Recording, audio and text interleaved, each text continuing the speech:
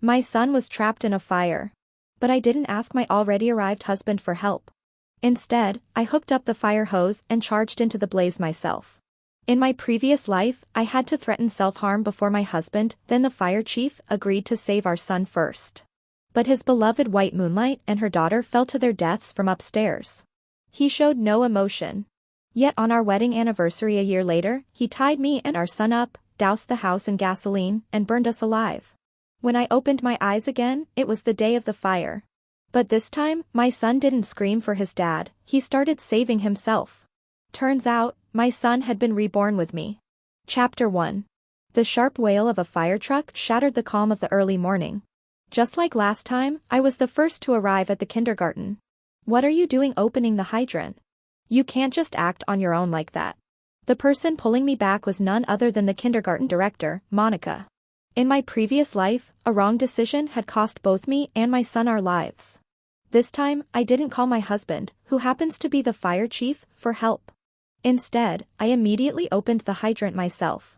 I'm certified in fire safety too, and under these circumstances, I acted quickly and efficiently.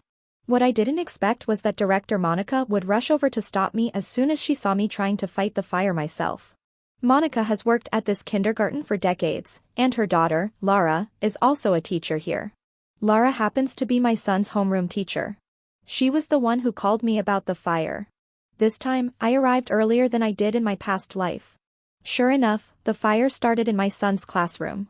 All the kids were still inside. Desperate, I pleaded, Director Monica, the senior class is in real danger. The fire is the worst in their room. If they don't get out now, they'll suffocate. But Monica still held on to my wrist, her expression calm as she said, don't be an alarmist. It's just a minor incident. The teacher is in there with the children. They've had proper training and know how to protect them. Other teachers gathered around as they saw me struggling with Monica, whispering and pointing fingers. This mother, just because you want to save your own kid first, doesn't mean you can ignore everyone else. The firefighters are already here. Do you really think you're more qualified than them? Yes, the fire crew had arrived, and my son's biological father was among them. He was leading the operation, just like he had in the previous life. Sam, my ex-husband and the fire chief, responded swiftly and was coordinating the rescue. The fire was on the 3rd floor, but his first priority was the 4th floor, which wasn't even affected by flames. That's where Laura and her mother Monica were waiting in the unused art room for rescue. I looked up toward my son's classroom. I saw a familiar camo jacket appear at the hallway window, it was my son. They had escaped from the burning classroom, but the flames on the staircase blocked their way out. Now, they were trapped in the hallway with no way forward or back. My palms were sweating with panic as I fought Monica for the fire hose. I'm begging you, look, they've made it out of the classroom. The fire is blocking both ends, if we wait any longer, the smoke will kill them. Let me put out the fire on the stairs and get them out. Monica glanced up and still held my wrist firmly, her voice eerily calm. There are water outlets in the hallway. They'll cover their noses and wait for rescue. The stairs are already on fire. If you tell them to escape through there now, do you want them to get burned? Can't you see the firefighters are already working? Looks like they plan to rescue them through the windows in the corridor. But the firefighters weren't even heading to the 3rd floor. Watching the flames grow larger and larger, my heart felt like it was being thrown into a pot of boiling oil. From the 3rd floor, I heard my son's tender voice call out, Mom, help us. This time, he wasn't calling for his dad, he was calling for me. I looked up and saw him start throwing random items out the window to draw attention. Isn't that what I taught him to do in case of a fire? So, my son had come back with me too. In my past life, when I got the call from Laura and rushed to the kindergarten, the fire crew had already set up ladders outside.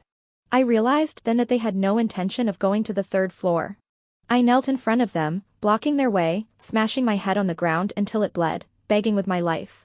Only then, with the help of other firefighters backing me up, did Sam finally change his mind and head for the 3rd floor. The children had just been rescued when the kitchen on the 3rd floor exploded. In seconds, flames engulfed the entire floor. The kids narrowly escaped death, while Laura and her daughter, who had stubbornly stayed seated on the windowsill, were thrown off by the blast and fell to their deaths. Based on what happened before, there's less than 20 minutes until the explosion. I have to get my son out of there. Chapter 2. Director Monica was still holding me back. Time was running out. I clenched my jaw and shoved her aside. She wasn't as strong as me and fell to the ground. I rushed to connect the fire hose to the hydrant and aimed the nozzle at the burning stairs. In my last life, after we finally put out the fire, everyone realized that the flames on the stairs weren't even that bad. If we'd extinguished that fire earlier, the kids would have escaped down the stairs safely. Just wait a bit longer, son, Mama's coming for you.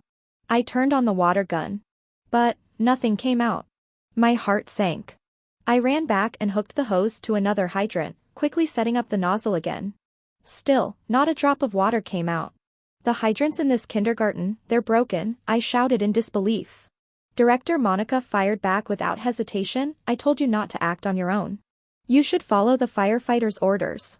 I threw down the useless hose and rushed downstairs, frantically looking for a fire extinguisher. On the playground, one of the firefighters saw me and called out, "Hey, sis-in-law, what are you doing here?" I turned and saw it was Bruno, the most senior member of the team after my husband. I grabbed his arm, desperate. "Quick, give me a set of firefighting gear, I need to get in there and save them." Bruno looked confused and tried to reason with me. "Sis-in-law, it's dangerous in there. Let us handle it, okay?" I dropped to my knees. "You know I'm trained too. There must be backup gear in the truck. Please, give me a set." Bruno hesitated. I can't. Not without the captain's orders. There's no time, I pleaded. The kitchen is on the 3rd floor. If we delay even a bit longer, it's going to explode. In my last life, Bruno was the calmest one. He was the one who convinced Sam to change the rescue route. Even if he can't give me the equipment this time, once he hears about the risk of an explosion, I know he won't just sit by. Bruno's eyes widened in shock. He started to panic. But we asked the director earlier, and she didn't tell us any of that. "No way, I'll go get the captain now. You get to safety." He ran toward Sam. "Captain, the 3rd floor has the worst fire. The source seems to be the kitchen. We need to go there first." Sam barked back, annoyed, "What do you know? The 4th floor is more dangerous. They're suffering from the most heat and smoke. Plus, they're already on the windowsill, if we wait, they'll fall." Lara was hugging her daughter, sitting on the windowsill. Their legs dangled outside with nothing to grab onto. Her little girl had never seen anything like this and was struggling in her arms. They really could fall at any moment. Bruno was drenched in sweat, insisting, "But the kitchen is on the 3rd floor. If the gas comes into contact with the fire, it could explode at any second." Sam paused, visibly shaken, but when he saw Lara's helpless face, he snapped back, "I know what I'm doing. Move fast, don't waste time." "But your wife's headed to the 3rd floor too. And your son, isn't he at this kindergarten?" "Shut up. I'm in charge here. Are you following orders or not? If not, get the hell out of my sight." I saw the frustration on Bruno's face and knew I couldn't count on him anymore either. The cries from my son's class were growing weaker. The kids were probably choking on the smoke already. I sped up, classroom by classroom, throwing open doors on the 1st floor. Finally, I found them. A pile of fire extinguishers in the surveillance room. Chapter 3. Director Monica kept following me, blocking me inside the surveillance room. "Why won't you listen? You're completely disrupting the firefighting efforts." Just moments ago, I had pushed Monica to the ground. Now the other teachers had caught up and surrounded me. "How could you push her like that? She's old, do you even care? What exactly are you trying to do? If something happens to the kids because of your chaos, can you live with that?" I glared at them and snapped, "I'm trying to put out the fire, not cause chaos. You're the ones blocking me, what are you trying to do?" My desperation must have gotten through a little, some of them looked hesitant now. One of the surveillance machines was still working. On the screen, I could see my son leading the kids away from the kitchen toward the far end of the hallway. Looks like he'd warned the teacher about the risk of an explosion. They had covered their mouths and noses with clothes and were huddled next to the bathroom closest to the stairs. All I needed to do was put out the fire on the stairs, then they could escape immediately. The kids are barely holding on. "Are you really just going to stand here and do nothing?" The teachers stared at the screen, tense murmurs spreading among them as they wavered. Then suddenly, a teacher ran in, breathless. "The fire chief gave orders, everyone needs to evacuate immediately. It's too dangerous in here." No one is allowed back inside until backup arrives. He said someone was already interfering with their rescue efforts. All eyes turned to me. I was completely surrounded now. Sam. You won't save our son, and now you won't even let me. Monica turned to me and said coldly, if you run into the flames recklessly and something happens, who's going to be responsible? The teachers grabbed me again. That's right. The chief made it clear, we're to stop anyone from going in. For the safety of all the children, we can't let you act impulsively. My hands began to tremble. My son didn't have much time left. They were wasting precious minutes, they were killing him by doing nothing. Desperate, I cried out, I'm certified. I have my firefighter license. I'm qualified to go in if I just have the equipment. But no one was listening anymore. They wouldn't budge. Time ticked by. I couldn't hold back the tears as I clutched the fire extinguisher and tried to push through them again and again. I kept struggling, but my strength was fading. And then. Where's my child? Where is he? A tall, strong man suddenly forced his way through the crowd. Chapter 4. The man shouted anxiously, the ones who got out through the main entrance, my son wasn't among them. Is he still inside? Director Monica quickly responded, the fire crew is already rescuing the children. Please, sir, try to stay calm. The man had already stormed up to the director and shouted furiously, how can you say that? There's a fire and you're not even panicking. Before Director Monica could reply, a crowd of parents followed him in. The strength of the parents quickly overwhelmed the teachers, they all pushed into the surveillance room at once. That's my daughter Roma. Why is she still trapped inside? My kid's in there too. Why hasn't anyone gone in yet? There's so much smoke, they won't hold on much longer. Roma's mother saw me, tear-streaked and exhausted. Ethan's mom, what's going on? I immediately shouted, they stopped me from putting out the fire. The third floor is about to explode. If we just put out the flames in the hallway, we can save them. The parents were desperate, there wasn't a second of hesitation. There are fire extinguishers here. Let's go together. But Monica tried to block us again. If there's going to be an explosion, then you definitely shouldn't act recklessly. The fire crew is already on it. There's no time to wait, I cried, handing out extinguishers. The fire crew went to the fourth floor. No one is going to the third, we have to do it ourselves. The parents rushed out. The teachers tried to stop them again, standing with the director. Everyone, please calm down. It's too dangerous. But the parents had had enough. This is murder, do you understand? Get the hell out of the way. If anyone dares stop me from saving my child, I'll kill them myself. The man in front didn't hold back. He threw a punch and knocked Monica to the ground. The rest of the teachers stood frozen, afraid to get in the way again. Together, we all ran toward the stairwell. Too much time had already been wasted, I had no time to suit up or prepare. I twisted open the extinguisher and rushed ahead of everyone. The other parents followed my lead, activating their extinguishers one by one. Meanwhile, on the other side of the building, Sam had already rescued Lara and her daughter, carrying them to safety from the danger zone. But in front of us, those roaring flames began to die down under the fierce determination of a group of parents who would die for their kids. Step by step, we advanced. The hallway was only 10 meters long, but it felt like miles. Then, through the smoke, a tiny hand reached out. I grabbed it without even checking whose child it was and passed them back. Behind me, strong arms received the child safely. In less than 5 minutes, every single child was out. Thank goodness my son had led them early to the stairs, they bought themselves precious time. Just as we exited safely, the explosion hit.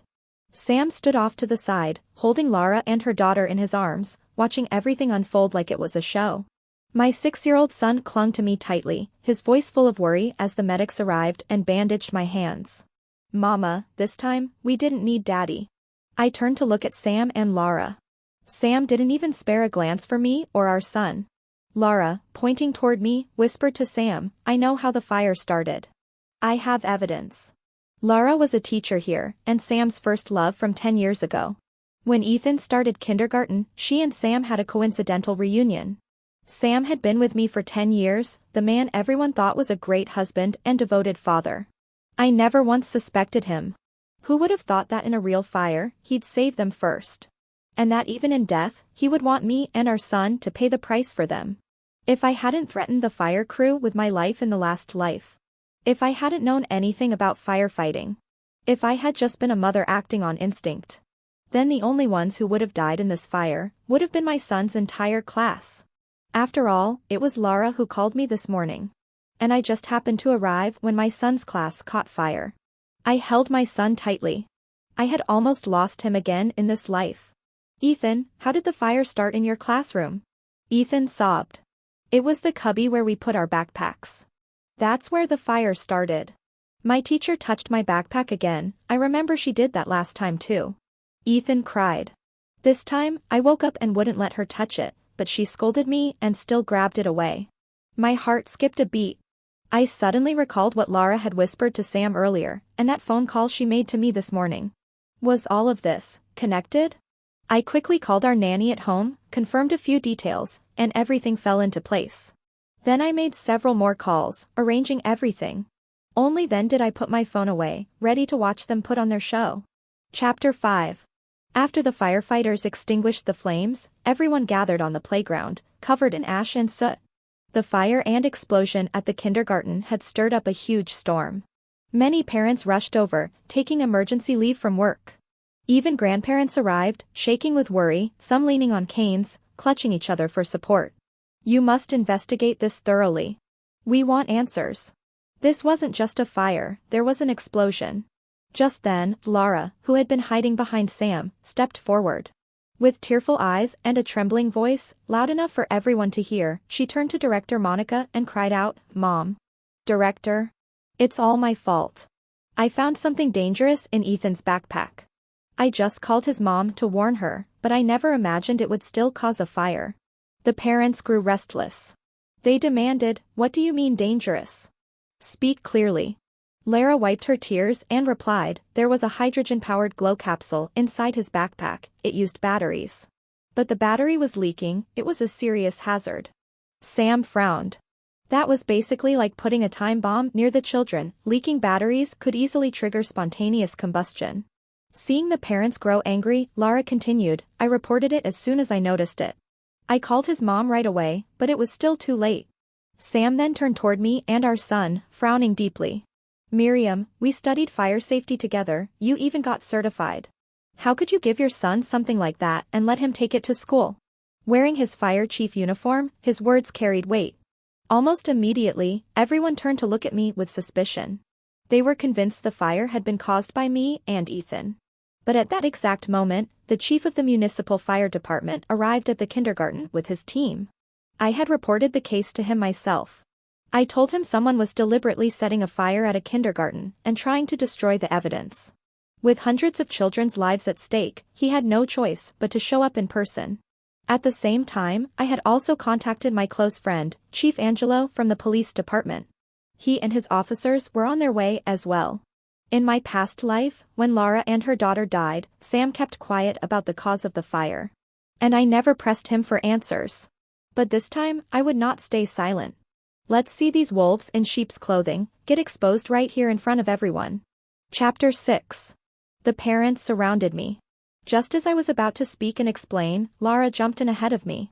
Ethan's mom, how could you be so careless? How could you let your child play with something like that? Tears welled up in her eyes as she said dramatically, so many children's lives were in your hands. My daughter and I almost died just now.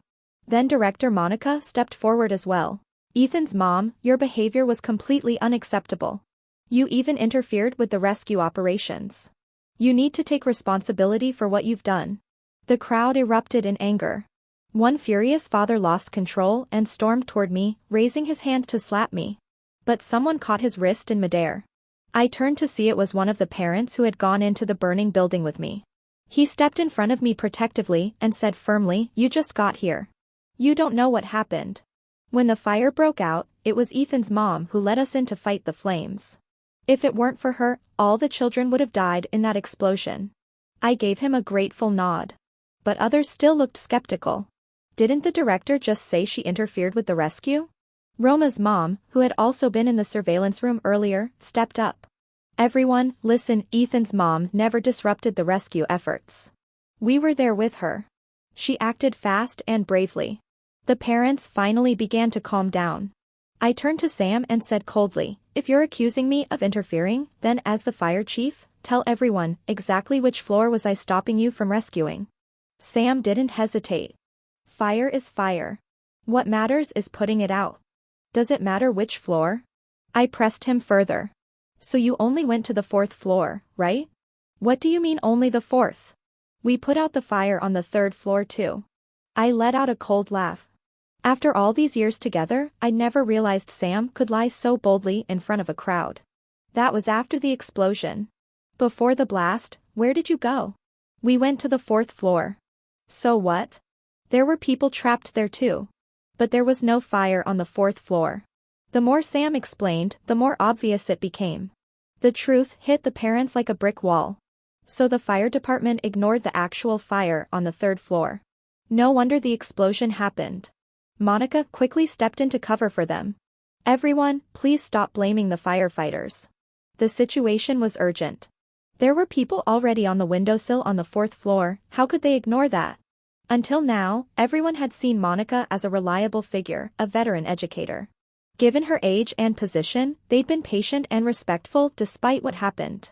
But I stared her down and said sharply, urgent situation. Then let me ask you, did you clearly tell the firefighters the kitchen was on the 3rd floor? Did you know that hiding this kind of information would lead to a fatal mistake in judgment? Monica's face flushed with embarrassment. She stammered, I just got confused, that's all. But everything's fine now, isn't it? The parents were no longer calm. Director, how could you keep something like that to yourself? The kids nearly died. Then it wasn't the fire crew's fault, the info they had was wrong. I cut in coldly, pointing at Sam. The fire chief knew the truth later, and still refused to go to the 3rd floor. Isn't that right? Chapter 7. The parents surged forward, shoving both the director and Sam. You two were completely irresponsible. We trusted the kindergarten with our children, and the director almost got them killed. I heard the ones trapped on the 4th floor were Director Monica's daughter Laura and her granddaughter. No wonder she pushed the firefighters to go there first. You firefighters were reckless. We're going to sue you. This isn't over. Neglecting lives. One lied. One refused to act. Monica put her daughter first. Sam put his long-lost love above everything. They abandoned all the other children in the face of fire. Sam stepped in front of Monica and shouted, I was in charge on site. I decide who's in more danger. So now, even Lara's mom was going to protect her. The crowd dragged the two of them back and forth in anger. I stood quietly with Ethan, heart bleeding. In Ethan's eyes, his father had abandoned him twice, each time to save someone else. Just then, the chief of the fire department finished inspecting the scene and walked over. He looked at Sam and said coldly, Sam, you've really let me down. And who gave you the right to decide who gets rescued first in a fire? Other firefighters stepped forward. Bruno, you're the deputy chief, what are you doing? Rescue order should be based on fire intensity and potential risk. Have you thrown away all those years of firefighting experience? Bruno wiped his face with a soot-covered hand, his head lowered in frustration. Chief, punish me. I should have forced everyone to go save the kids. I shouldn't have followed the captain's lead. I really couldn't be sure if his decision was right or wrong. Because I never imagined the captain would abandon his own wife and child. That he'd make such a terrible call. The moment he said it, the parents exchanged shocked looks. The fire chief's own wife and son were on the 3rd floor, and he didn't even try to save them. Ethan couldn't hold it in anymore. He broke down in tears. Daddy, why didn't you come for me? Why did you try to kill me? Was Ethan a bad boy? Why don't you want me? If you don't want me, I don't want you either. He's just 6 years old. How could any child bear being abandoned by his own father, twice? Shut up. Stop causing trouble. Sam suddenly roared at us in frustration. Miriam, just look at what kind of child you've raised. Ethan flinched in fear and shrank behind me. I quickly scooped him into my arms, gently comforting him. Ethan, baby, you did nothing wrong. It's not your fault. It's the bad people's fault. If Daddy doesn't want you, Mommy still does, and always will. Everyone around us looked shocked. Roma's mom came over and comforted me. How could you treat your wife and child like this? They almost died. One sharp-eyed parent suddenly shouted, "Hey, Ethan's dad, you were holding that teacher the whole time. What exactly is your relationship with her? Did you abandon your son to save your mistress? You're not even human." Another parent joined in, "And you, director. How could you let your daughter become the other woman? When Ethan's mom tried to help fight the fire, you and the teacher stopped us all. She was crying, begging you." The teachers grew nervous. "We didn't know. We were just following the director's instructions." Director Monica quickly blurted out, "I only wanted to keep parents safe. It was dangerous in there." It was Ethan's mom. She was being reckless and insisted on running into the fire. I tried so hard to stop her. She even knocked me down, me, an old woman with brittle bones. She made herself sound like the perfect selfless protector, covering her negligence while painting herself as a victim. But she miscalculated. The parents weren't buying it. That's a lie. Ethan's mom was saving those kids. I'd been wondering all along, why had Monica been so desperate to stop me? A faulty hydrant at a kindergarten. Practically impossible. Fire departments conduct routine checks every month. Even if something was broken, it would have been fixed immediately. Lara's face flushed, alternating between red and pale as the accusations flew. "Enough," she shouted. "Ethan's mom is just trying to distract everyone. Don't forget who started the fire in the first place. They're the ones responsible, that mother and son." The fire department chief nodded toward the arriving inspectors. One of them stepped forward, holding 2 evidence bags. "Chief, the investigation team has completed an expedited inspection. The cause of the fire has now been confirmed." Lara turned to look at me, full of confidence. Chapter 8. "This here," the investigator said, holding up a charred piece of fabric, "is the burnt remains of a classmate's backpack. Based on the burn pattern, it appears to be the initial ignition point." The parents who had just been on my side all gasped. The fire department chief asked, "Can you identify the cause of ignition?" "Yes, sir. Based on the residue analysis, we can conclude that the fire started due to a battery leak that spontaneously combusted under high temperature. The reaction with hydrogen caused the fire to escalate rapidly." It was exactly what Lara had claimed earlier. Unable to contain herself, she shoved my shoulder. "See, I told you it was your fault this fire started." I stumbled slightly from her push. The parents looked upset but remained silent. I looked at Lara and replied calmly, "Even if the cause is just as you said, that only proves you're very familiar with the incident details. But who can prove the backpack belonged to my son?" "Reporting, Chief," the investigator continued. "Based on our comparison, the backpack was placed inside a cubby assigned to a child named Ethan." A wave of shock, disbelief, and outrage swept through the parents. One who hadn't helped with the rescue was the first to speak. "Ethan's mom, even if you hate the mistress, you shouldn't take it out on others. The children are innocent. There was even an explosion today. So many kids and teachers could have died." Seeing the situation, the fire chief ordered that Ethan and I be taken aside for questioning. But I stepped back calmly and raised my voice to everyone. "Do you really believe my son and I started this fire? What are you trying to say? There's clear evidence. Are you still trying to deny it?" Lara sneered. "My advice: admit the truth. Maybe with a good attitude, you'll get fewer years in prison. Stop wasting time. Lock her up already. She's just a bitter woman, dumped by her husband, out for revenge. Who knows what else she's capable of." Many of the parents were furious. If the fire chief weren't here, I probably would have been torn apart on the spot. But some of the parents who had fought the fire with me stood firm, shielding me from the angry crowd. Roma's mom grabbed my hand. "Ethan's mom, everyone thinks you did this on purpose. You need to explain." I turned to the crowd. "Does anyone have actual proof that the contents of Ethan's backpack belong to us? Is it not possible that someone else put them in?" Lara stepped forward. "Oh please, are you trying to say it was me?" "Yes," I replied, coolly. "It was you. You're slandering me. Those things were bought online. If they weren't yours, show us the purchase history." I smiled and opened my purchase records on my phone. Sure enough, the toys and cheap batteries had been ordered under my name, delivered to my residential pickup station, just a few days ago. "Lara, you really planned this setup carefully, didn't you?" I turned to the chief. "Then what about the second fire, the one in the hallway? Another investigator lifted a second evidence bag. The hallway fire had the same cause, battery leakage under high heat. I stared at the crowd. What now? Did my son run around tossing batteries into the hallway to start a second fire? Laura was speechless. Monica, the director, suddenly jumped in. Well, it's not impossible. Ethan is a very naughty boy. Maybe he threw the batteries into the trash, maybe that's what ignited the hallway.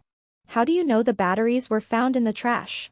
The fire chief narrowed his eyes, suspicious. With years of experience, he knew when someone had just slipped up. Suddenly, police sirens blared outside. Chief Angelo had finally arrived. He strode in and called out, "Miriam, I've brought the evidence." Chapter 9. Chief Angelo took out his phone and played a video from the courier pickup point. On screen, Laura was clearly seen picking up a package and walking away. Based on the timestamp, Angelo said, that package matches the order of the toys and faulty batteries purchased online. Laura shouted in panic, "That doesn't prove anything." She ordered it. The account's on her phone. Sam, hasn't your phone been logged into the shared shopping account this whole time? Sam snapped out of his daze. Yes. We use the same account. It's been logged in on my phone. Has your phone ever been out of your sight? Sam looked at Laura suspiciously. Laura, did you use my phone while I was in the shower? How could you do this? Ethan is my son, how could you try to kill him? The police began walking toward Laura. Seeing that even Sam no longer stood by her, Laura panicked and hid behind Director Monica. Monica stepped in, blocking the officers. Even if Laura ordered the toys and picked up the package, you can't prove she's the one who actually put those things in the bag. The elderly woman looked like she was ready to fight tooth and nail. Not only did she shield Laura, she even tried to pull on the officer's arm. You all think just because her husband passed away, you can bully a widow and orphan. I won't let you falsely accuse her. So Lara's husband had died. No wonder she was desperate enough to take such risks for Sam. Ethan stepped forward. Those things weren't mine. The teacher touched my backpack, she put them in. Laura lost her temper when even a child dared to confront her. You little brat, stop lying. Who can prove I ever touched your backpack? I never even got near it. Most of the evidence had been burned. The classroom security footage was destroyed. Even fingerprints were reduced to ashes. Laura thought there was no way anyone could prove anything now. Although all signs pointed to Laura, whether she touched Ethan's backpack was the key. If I had proof, I stared her down. Just then, a phone rang. A recording began to play from the officer's speaker, familiar voices echoed loud and clear. You little bastard, get out of my way. Give me your backpack. Don't touch it. Somebody help. The teacher is stealing my backpack.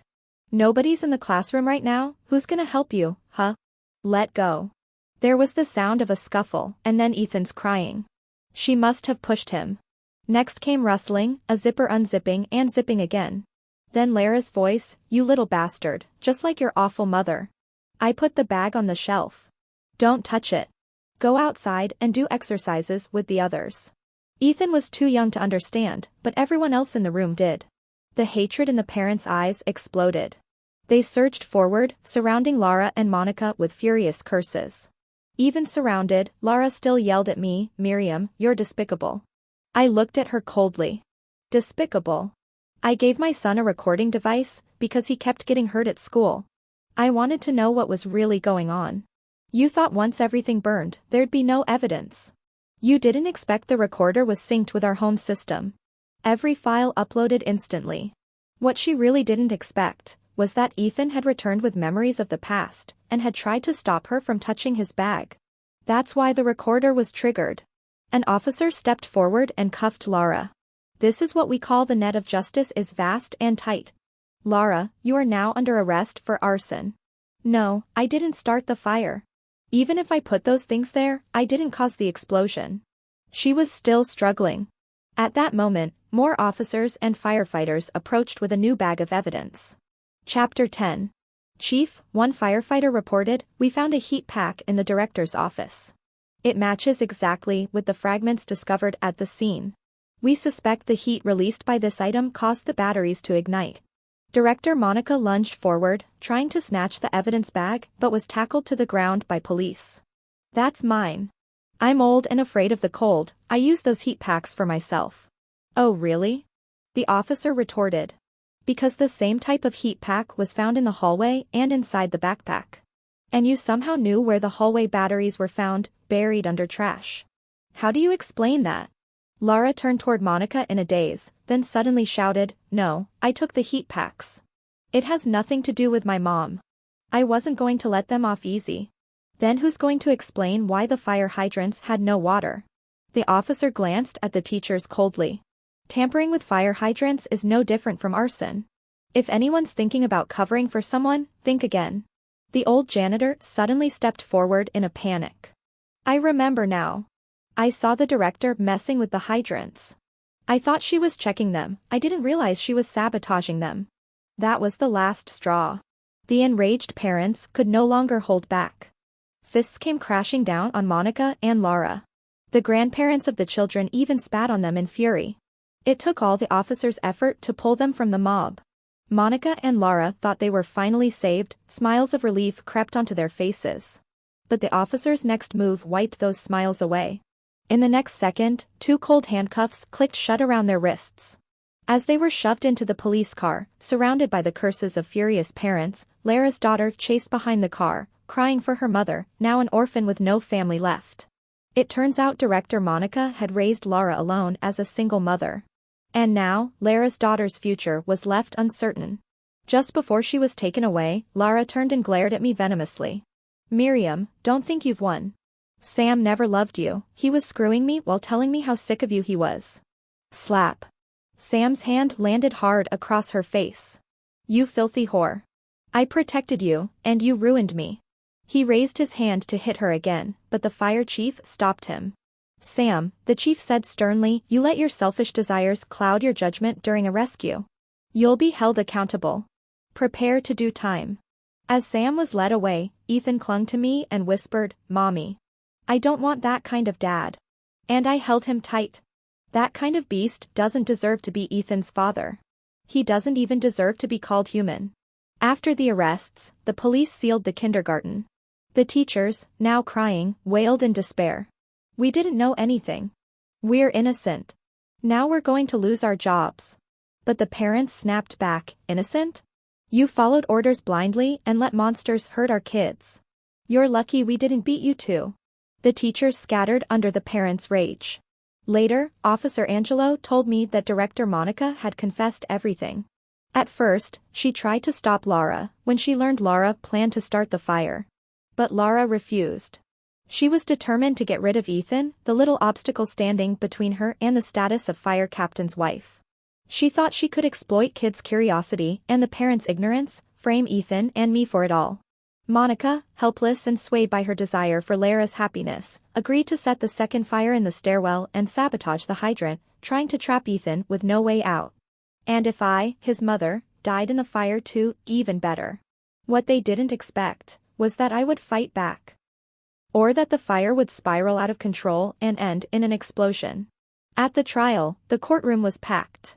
Though no one had died, the judge considered the crime so severe that Monica and Lara were sentenced to life in prison. Sam got 5 years for dereliction of duty and obstructing justice. On top of that, for cheating during our marriage, he left with nothing. The other parents thanked me for saving their children. Roma's mom even grabbed my hand and said, "Take me with you to get a fire safety license too." The other parents who helped in the rescue all cheered. The children found a new kindergarten. And my Ethan, after everything, became my little man. "Mom," he said, "from now on, I'll protect